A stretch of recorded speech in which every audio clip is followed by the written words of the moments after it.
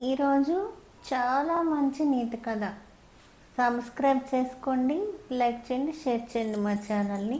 మా ఛానల్లో ఎన్నో spiritual, education, infotainment, entertainment videos ఉంటాయి. వాటిని చూడండి.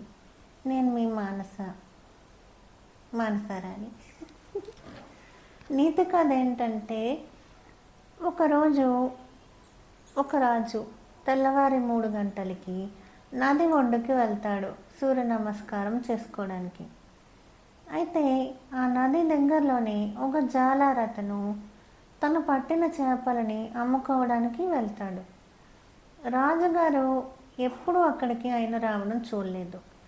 అయితే ఈయన అక్కడికి వెళ్ళడం మొదటనమాట. ఈ జాలారతను రాజుగారు సూర్య నమస్కారం చేస్తుంటే జాలారతను చేపల్ని పొలుచులు తీయడం, కొయ్యడం చేసి శబ్దం చేస్తున్నాడు. అప్పుడు ఈ రాజుగారు చూసి 1-2 సార్లు వదిలేశారు. 3వసారి నాకు చాలా పనుందయ్యా, నీలా నేను ఖాళీ కాదు, ఏంటి గోలా అంటాడు. అప్పుడు జాలరివాడు, నాకన్నా నీకేం పనుంది, నువ్వెవరివి అంటాడు. అప్పుడు ఈ మహారాజు, నేను మహారాజుని అంటాడు. అప్పుడు అందరిలా కాకుండా విభిన్నంగా ప్రవర్తిస్తాడు ఈ జాలరు. మహారాజుల కన్నా పని ఎక్కువ ఉంటుంది నాకని. అప్పుడు ఇద్దరు పందెం కట్టుకుంటారు.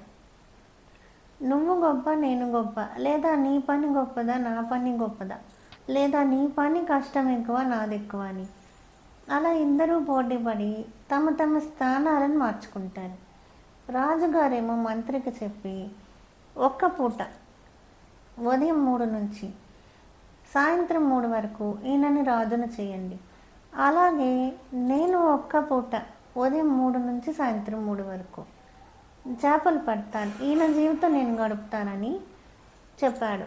అనుకున్నదే తరుగా జాలారతను ఇతను తర్వాత రోజు ఉదయం తమ స్థానాలను మార్చుకున్నారు. ఉదయం 3ంటికి జాలారతనికి లేవడం అయితే వచ్చేసింది, కానీ సూర్య నమస్కారం చేయలేకపోతున్నాడు. ఏదో మనసులో దండం పెట్టుకోవడం తప్ప మంత్రాలు అవి రావు అతనికి. అలాగే ఈ రాజుగారికి తెల్లవారి తెప్ప వేసుకొని వేటకు వెళ్ళడం రావట్లేదు. ఆయన వేటకు వెళ్తున్నాడు కానీ ఏ చేపని చంపబుద్ది కాట్లే. రాజు ధర్మం అదే కదా. రాజుకి ఎవరిని ఉత్తని చంపడం ఇష్టం ఉండదు. రాజుకి ఎలా ఉంటుంది, ప్రాణం నిలబెట్టాలి, తప్పు చేస్తేనే ప్రాణం తీయాలి. తప్పు చేయని చేపలని రాజుకు చంపబుద్ధి కావట్లేదు. జాలారుడికి ఎలా ఉంటుంది, తెల్లవారి కత్తి సాములు, కర్రాటలు అవి చేయబుద్ధి కావట్లే, ఆయనకు చేతులు తిరగట్లేదు.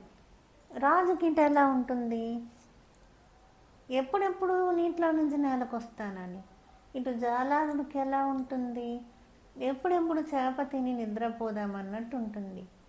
అయితే చివరికి మధ్యాహ్నం 1 గంట అవగానే శత్రు దేశం వాళ్ళు ఒక చోట పడుతున్నారని చెప్పారు జాలారుడికి. కానీ అతను ఇప్పుడు రాజు కదా.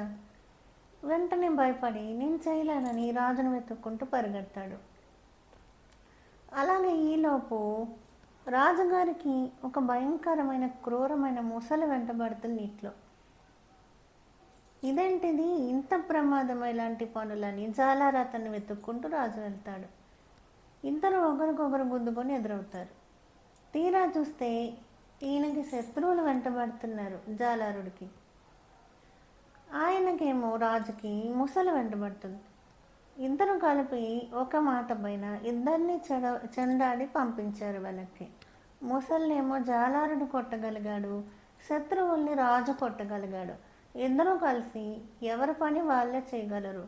అందుకే సూర్యచంద్రులు ఎవరి పనిని వాళ్ళు పంచుకున్నారని తెలుసుకున్నారు.